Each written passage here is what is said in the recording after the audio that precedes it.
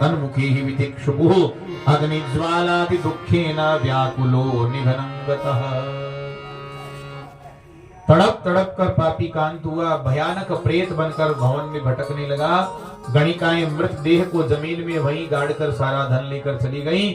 हमारे सूत जी कहते हैं, सुधामयम वचूयासाम कामिनाम रसवर्धनम। हे महात्माओं, जो कामिनियां, जो स्त्रियां धन को ही अपना सर्वस्व मानती हैं, ऐसी स्त्रियों पर कभी भरोसा नहीं करना चाहिए। भक्तवत्सल भगवान की जय। इधर गोकर्ण जी महाराज तीर्थाटन करके वापस लौट कर आए। रात्रि का समय है। हाँ, संत कभी किसी को कष्ट नहीं देते हैं। संत कभी स्वार्थी होते नहीं है। खुद दुख भोग लेंगे, खुद कष्ट सहन कर लेंगे, पर अपने कार्य के लिए, अपने स्वार्थ के लिए साधु किसी को कष्ट कभी नहीं देता है। रात्रि का समय है, थोड़ा सा जमीन पर साफ सफाई किए वहीं विश्राम करने लगे। भवन में अचानक प्रेत प्रकट हो गया। कभी भैंसा बनता है, कभी घोड़ा बनता है, कभी हाथी बनता है, कभी मानव की आकृति, बोल नहीं पा रहा है। गोकर्ण जी समझ गए, लगता है दुर्गति को प्राप्त कोई ये जीव है। कहा, भाई कस्तवम, कौन हो तुम? संज्ञा मात्रम चकार, सिसकियां लेकर रो रहा है, बोल नहीं पा रहा है। गोकर्ण जी परम संत हाथ में जल लिए और मंत्र पढ़कर जब छिड़का, जीवादेह प्रेतात्मा बोल पड़ा, अहम भ्राता त्वदीयोस्मि धुंधुकारीति नामतः स्वकीयेनैव दोषेण ब्रह्मत्वं नाशितं मया। हे गोकर्ण जी, मैं तो आपका ही भाई हूँ धुंधुकारी। अपने किए हुए पाप कर्म के कारण मैं प्रेत पीड़ा को भोग रहा हूँ, मेरी बड़ी दुर्गति हो रही है। गोकर्ण जी ने कहा, धुंधुकारी, अरे भैया, हमको पता लगा तुम्हारी मृत्यु हो गई है। हमने तुम्हारे लिए गया जी में विधिवत पिंडदान किया, श्राद्ध किया, और तत्कथम नैव मुक्तोऽसि, तुम्हारी फिर भी मुक्ति नहीं हुई, क्यों? प्रेतात्मा ने कहा, गोकर्ण जी, हम कोई छोटे मोटे प्रेत नहीं है, साधारण प्रेत नहीं, उत्तम श्रेणी के प्रेत हैं। हमारे जैसे पापी के लिए एक गया श्राद्ध नहीं, गया श्राद्ध सतेनापि मुक्तिर्मे न भविष्यति। आप 100 गया श्राद्ध करेंगे तो भी हमारी मुक्ति नहीं होने वाली। तो क्या किया जाए? प्रेतात्मा ने कहा, क्या किया जाए, ये तो आप ही सोचिए। आप जैसा भगवत भक्त जिसका भाई हो, हाँ, और उसका भाई प्रेत पीड़ा को प्राप्त करे, प्रेत योनि में चला जाए, तो बड़ी दुख की विडंबना की बात है। गोकर्ण जी ने कहा, अच्छा जाओ, अभी तुम जाओ, हम प्रातः काल तुम्हारी मुक्ति का उपाय ढूंढते हैं, सोचते हैं। प्रेत अदृश्य हो गया। पूरी रात चिंतन करते रहे, गोकर्ण जी को नींद नहीं आई। प्रातः काल ग्राम के प्रबुद्ध विद्वान ब्राह्मणों को बुलाया, निवेदन किया कि बताइए अधोगति को प्राप्त मेरे भाई का कल्याण कैसे हो?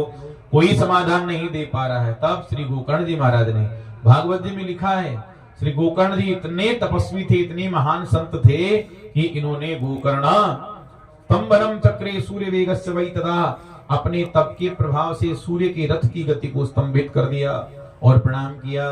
तुभ्यम नमो जगत साक्षी ब्रूहि मे हेतु मुक्ति हेतुकम। हे जगत के साक्षी, हे भगवान सूर्य, आप समस्त जगत के आत्मा रूप हैं। अधोगति को प्राप्त मेरे भाई का कल्याण कैसे हो, बताइए। तब भगवान सूर्य मुस्कुराकर कहते हैं, हे प्रिय गोकर्ण, श्रीमद् भागवतान मुक्ति सप्ताहम वाचनं। प्रेत योनि को गए हुए अपने भाई को भागवत जी सप्ताह विधि से श्रवण कराओ, उसका निश्चित कल्याण हो जाएगा। गोकर्ण जी बड़े प्रसन्न हुए, गांव में आए और बड़ी सुंदर वे व्यास गद्दी का निर्माण किया। वैष्णवम ब्राह्मणम मुख्यम श्रोतारम परिकल्पश, एक ब्राह्मण दंपत्ति को मुख्य श्रोता बनाए और स्वयं व्यास गद्दी पर विराजमान हो गए। ग्राम के जितने लोग थे वो सब लोग कथा सुनने के लिए आए।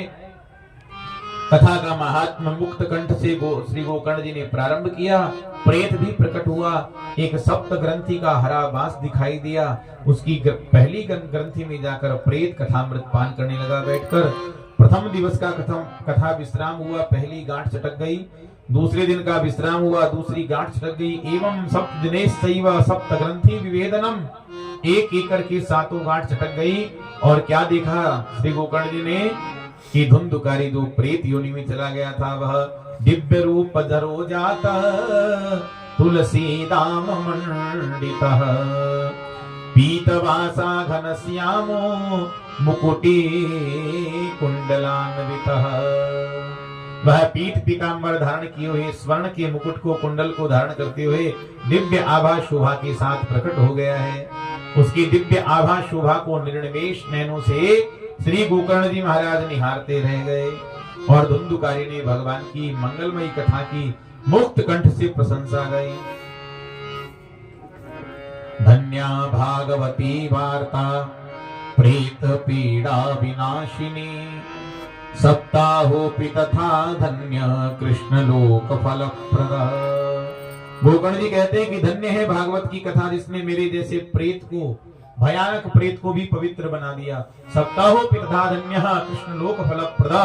भागवत जी का सप्ताह परम धन्य है, जो बड़े बड़े योगियों को दुर्लभ है। ऐसा गोलोक धाम जिसकी कृपा से प्राप्त हो जाता है, ऐसे भागवत सप्ताह को धन्यवाद है, धन्य है। भक्त वत्सल भगवान की कंपन्ते सर्व पापानि सप्ताह श्रवणे स्थिते अस्माकं प्रलयं सद्यः कथा चेयं करिष्यति। सज्जनों, जब सप्ताह श्रवण का योग लगता है तब सारे पाप, बड़े बड़े पाप थर्रा उठते हैं। जहां कथा भगवान की आयोजन होने वाली है उसके आसपास में रहने वाले जितने पाप हैं वो सब पाप थर्रा जाते हैं कि अब यहाँ भगवान की कथा होने वाली है और वह भगवान की कथा हम सब का विनाश कर देगी अवश्य ही। बड़े बड़े पाप भी थर्रा जाते हैं। भक्त वत्सल भगवान की दिव्य धाम से दिव्य विमान प्रकट हुआ। पार्षदों ने संकेत किया, धुंधुकारी विमान में सवार हो गए, विमान उड़ने लगा। गोकर्ण जी ने रोका, ये सब क्या है भाई? कहा महाराज कथा सुनने वाले के लिए विमान आता है। तो कहा कथा सुनने वाले के लिए यदि विमान आता है तो तुम लोगों ने पक्षपात क्यों किया? कैसे? बोले अत्रैव बहवः सन्ति श्रोतारो निर्मलाः। देखो कितने श्रोताओं ने भगवान की कथा सुनी है। अब भाई जब कथा सुनने वाले के लिए विमान आता है भगवान के धाम से, तो कथा तो बहुतों ने सुनी है, सबने सुनी है, सबके लिए विमान। विमान एक ही क्यों आया? सबके लिए आना चाहिए। तो भगवान के पार्षद कहते हैं कि हे गोकर्ण जी, श्रवणस्य विभेदेन फल भेदोत्र संस्थिता। कथा श्रवण में यदि भेद हो जाता है तो परिणाम में भी भिन्नता उत्पन्न हो जाती है। भाव की तो जैसी दृष्टि वैसी सृष्टि। कोई भगवान की कथा इसलिए सुनने आते हैं कि चलो थोड़ा समय भी टाइम पास हो जाएगा, और महाराज जी ने कहा भी था, फोन भी आया था, महाराज चलो एक आध घंटा घूमे आएंगे, महाराज जी का दर्शन भी हो जाएगा, व्यवहार भी पूरा हो जाएगा। कई लोग आते हैं, देखते, नाप तोल करने आते हैं, देखते कथा तो हमने बहुत सुनी है, अरे सैकड़ों कथा सुन ली हम भी तो देखें व्यास जी कैसी कथा कहते हैं, तो व्यास जी की नाप तोल करने आते हैं। कई लोग ऐसे होते हैं जो अपने आत्म कल्याण के लिए कथा सुनने आते हैं। तो यादृशी भावना यस्य सिद्धिर भवति तादृशी, जाकी रही भावना जैसी प्रभु मूरत। जिसकी जैसी भावना होती है उसको वैसा ही फल प्राप्त होता है। तो जो आत्म कल्याण के लिए भगवान की कथा सुनते हैं उनके लिए विमान अवश्य ही प्रकट होता है। विमान धुंधुकारी को लेकर चल पड़ा। सारा श्रोता समुदाय उदास हो गया। गोकर्ण जी ने कहा घबराओ मत, हम पुनः कथा का आयोजन करेंगे। तब श्रावणे मासी गोकर्ण कथा मुचेत था पुनः। श्रावण के महीने में गोकर्ण जी ने पुनः कथा का आयोजन किया। अब की बार जितने श्रोता बैठे थे सब बड़ी सावधानी से कथा सुन रहे हैं। सबको विमान चाहिए भाई। जैसे ही सप्ताह विश्राम हुआ, जितने श्रोता वहां विराजमान थे भगवान के धाम से, उतने ही विमान प्रकट हो गए। भक्त वत्सल भगवान की स्वयं भगवान कृष्ण चंद्र प्रकट हो गए। गोकर्ण जी को हृदय से लगा लिया। धन्य हो गोकर्ण। आहा, जैसे अयोध्यावासिनः सर्वे यथा रामेण संगतः तथा कृष्णेन ते नीता गोलोकम योगी दुर्लभम। जैसे त्रेता युग में भगवान श्री राम के साथ पूरे अवधवासी भगवान के साकेत धाम चले गए थे, उसी प्रकार जो बड़े बड़े योगियों को दुर्लभ गोलोक धाम है, आज श्री गोकर्ण जी की कृपा से समस्त श्रोताओं को गोलोक धाम की प्राप्ति हुई। बोलिए गोकर्ण जी महाराज की जय। श्री सूत जी कहते हैं, हे महात्माओं, आख्यान में परमं पवित्रम श्रुतम सकृत वै विदधेद भोगम श्राद्धे प्रयुक्ते पितृतृप्तिमावहे नित्यं सुपाठाद पुनर्भवञ्च। हे महात्माओं, ये कथा बड़ी पवित्र है। एक बार की श्रवण करने से ही सारी पाप राशि जलकर राख हो जाती है। यदि इसका श्राद्ध के समय पाठ किया जाए तो पितरों को मोक्ष प्राप्त होता है, अक्षय तृप्ति प्राप्त होती है। और इसका नित्य पाठ करने से भगवान के धाम की प्राप्ति होती है। भागवत भगवान की। नारद जी कहते हैं, बस महात्मा एक अंतिम प्रश्न, भागवत सप्ताह सुनने की विधि क्या है? सप्ताह श्रवण की विधि। हाँ, तो यही प्रायः लोग यही कहते हैं कि महाराज जी कथा तो हमको भी करवानी है, पर खर्चा क्या होगा? खर्चा तो बताइए। फिर व्यास जी कहेंगे नहीं नहीं ज्यादा नहीं होगा, थोड़ा बहुत तो देखेंगे, तो आप तो करो आयोजन। अरे महाराज कुछ तो आइडिया बताइए, थोड़ा बहुत तो बताइए। तो वही व्यवस्था सनकादिकों ने भागवत जी में सबसे पहले कही है। दैवज्ञम तु समाहूय मुहूर्तम पृच्छयत्नतः विवाहयादृशं वित्तम तादृशं परिकल्पयेत। अगर सकाम अनुष्ठान भागवत का करवाना है तो किसी योग्य विद्वान ज्योतिषी से मुहूर्त शोधन अवश्य कराएं। अच्छा मुहूर्त होना चाहिए अगर सकाम अनुष्ठान है। और अगर कोई कामना मन में नहीं है, भगवत प्रीत्यर्थ भगवान की कथा सुननी है, कुछ नहीं चाहिए, तो जब जागो तभी सवेरा, जब इच्छा हो भगवान की कथा सुनने की तभी कथा सुनना प्रारंभ कर देना चाहिए। और विवाहे यादृशं वित्तम तादृशं परिकल्पयेत। बेटी के विवाह में जिस प्रकार धूमधाम से खर्चा करते हैं, आयोजन करते हैं, उसी प्रकार भागवत का समारोह आयोजन करना चाहिए। वित्त साठ्य कंजूसी का व्यवहार नहीं करना चाहिए। एक बात है, धनवान होगा, धन संपन्न व्यक्ति, वह अपनी कन्या का विवाह पूरे वैभव से उस प्रकार से करेगा। गरीब होगा तो अपने हैसियत से करेगा। पर चाहे गरीब हो चाहे अमीर हो, हाँ कैसा भी हो, पर अपनी कन्या का विवाह करता बड़े हर्षोल्लास से धूमधाम से। तो ठाकुर जी ने जो दिया है उसी में धूमधाम से करना चाहिए, धूमधाम से, हाँ पूरे मन से श्रद्धा से समारोह आयोजन करना चाहिए। अच्छा, देशे देशे विरक्ताये वैष्णवः कीर्तनोत्सुकाः। भागवत का एक नियम है कि दूर दराज प्रांतों में, देश विदेश में जितने वैष्णव भक्त हमारे मिलने वाले रहते हैं, उन सबको चिट्ठी भेजना चाहिए, पत्र भेजना चाहिए। हाँ? पत्र में लिखे, श्री सीताराम जी की कृपा, प्रिय आत्मन स्नेही जन, जय जय श्री सीताराम, हरि स्मरण। और बड़े सौभाग्य की बात है कि सतगुरुदेव भगवान की कृपा से हमारे यहाँ भगवान श्री हरि की, भगवान श्री सीताराम जी की, भगवान श्री राधा कृष्ण की हाँ मंगलमयी कथा का शुभायोजन किया जा रहा है। हम सब बड़े सौभाग्यशाली हैं। आप यहाँ पधारे और भगवान की कथा का श्रवण करके अपना जीवन धन्य बनाएं। ऐसे पत्र लिखकर भेजे, उनको बुलाएं, निमंत्रण दें। अच्छा, कहाँ भगवान की कथा का आयोजन करें? बोले तीर्थे वापि वने वापि गृहे वा श्रवणम मतम। तीर्थ क्षेत्र में भगवान की कथा का आयोजन करने से अक्षय पुण्य प्राप्त होता है, जिसका कभी क्षय नहीं होता। वने वापि, अथवा वन में भगवान की कथा का आयोजन करें, अथवा गृहे वा, घर में ही जहां एकांत हो वहीं भगवान की कथा का आयोजन करना चाहिए। अच्छा, वक्ता कैसा हो?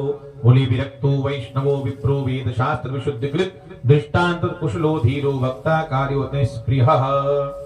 विरक्त वक्ता होना चाहिए।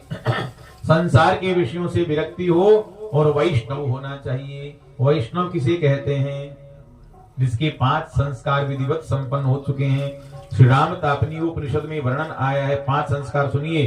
तापः पुंड्रम तथा नाम मंत्रो यागश्च पंचमः अमीहि पंच संस्कारः वैष्णवानां प्रकीर्तिताः। तापः तप्त मुद्रा, शंख चक्र, धनुष बाण जो भी परंपरा में हो, वह तप्त मुद्रा गुरुदेव के द्वारा प्राप्त हुई हो। तापः पुंड्रम, ऊर्ध्व पुंड्र तिलक स्वरूप गुरुदेव के द्वारा मिला हुआ हो। तथा नाम, नाम संस्कार जिनके द्वारा, गुरुदेव के द्वारा जिसका हो चुका हो।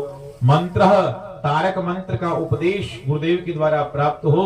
यागश्च पंचम, भगवत शरणागति गुरुदेव के द्वारा मिली ही हुई। ये 5 संस्कार होते हैं। इन 5 संस्कारों से संस्कारित व्यक्ति ही वैष्णव कहलाता है, अथवा अवैष्णव ही होता है।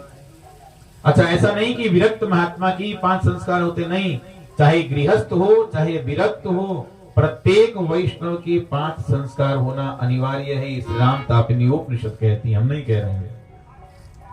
गुरुदेव के द्वारा मिला हुआ स्वरूप है, कंठी, ये सब धारण करना चाहिए। धर्मध्वज के रूप में शिखा को धारण करना चाहिए। अरे हम हिंदू हैं, हिंदू ही नहीं करेगा शिखा को, तिलक को, सूत्र को धारण, तो कौन करेगा भला? हिंदुत्व की पहचान हम ब्राह्मण क्षत्रिय वैश्य शूद्र बाद में हैं, पहले हम हिंदू हैं। तो हिंदू होने की पहचान है। तिलक जरूर धारण करना चाहिए। ठाकुर जी की चरण चिन्ह जो कंठी मिली है, तुलसी, देखो तुलसी मैया की बड़ी महिमा है।